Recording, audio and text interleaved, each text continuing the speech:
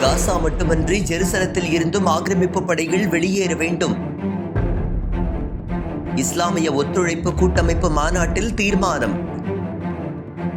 காசா மக்களை அங்கிருந்து வெளியேற்றும் டொனால்டு டிரம்பின் திட்டத்தை நிராகரித்து எகிப்து முன்மொழிந்த திட்டத்தை அரபு நாடுகளை உறுப்பினர்களாக கொண்ட அரபு லீக் அமைப்பு ஆதரித்து தீர்மானம் நிறைவேற்றியுள்ளது. இந்த நிலையில் உலகம் முழுவதும் உள்ள முஸ்லிம் நாடுகளின் கூட்டமைப்பான OIC எனப்படும் இஸ்லாமிய ஒத்துழைப்பு கூட்டமைப்பும் டிரம்பின் திட்டத்தை நிராகரிப்பதோடு அரபு லீக்கின் நிலைப்பாட்டை ஆதரிப்பதாக அறிவித்துள்ளது. இது தொடர்பான அவசர கூட்டம் ஜெட்டா நகரில் நடைபெற்றது. இந்த கூட்டத்தில் பங்கேற்ற பின் செய்தியாளர்களிடம் பேசிய எகிப்து அமைச்சர் ஃபத்ர் அப்துல்லத்தி என்பவர் டிரம்பின் திட்டத்தை முஸ்லிம் ஒத்துழைப்பு கூட்டமைப்பும் திட்டவட்டமாக நிராகரித்து எகிப்தின் திட்டத்தை ஏற்றுக்கொண்டுள்ளதாக குறிப்பிட்டுள்ளார்.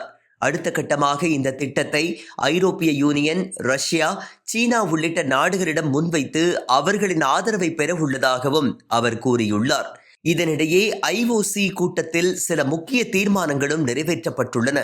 அதாவது, உடனடியாக நிரந்தர போர் நிறுத்தத்தை இஸ்ரேல் அறிவித்துவிட்டு காசாவை விட்டு முழுமையாக வெளியேற வேண்டும், நிவாரணப் பொருட்களை தடுக்கக்கூடாது, காசா மட்டுமன்றி கிழக்கு ஜெருசலத்தில் இருந்தும் முற்றிலுமாக ஆக்கிரமிப்பு படைகள் வெளியேற வேண்டும் என அந்த தீர்மானத்தில் தெரிவிக்கப்பட்டுள்ளது. இதேபோல லெபனான், சிரியாவின் இறையாண்மையை மீறி அந்நாட்டின் மீது தாக்குதல் நடத்தும் இஸ்ரேல் மீது சட்ட ரீதியான வர்த்தக தடைகள் விதிக்கப்பட வேண்டும் என கூட்டத்தில் தீர்மானிக்கப்பட்டுள்ளது.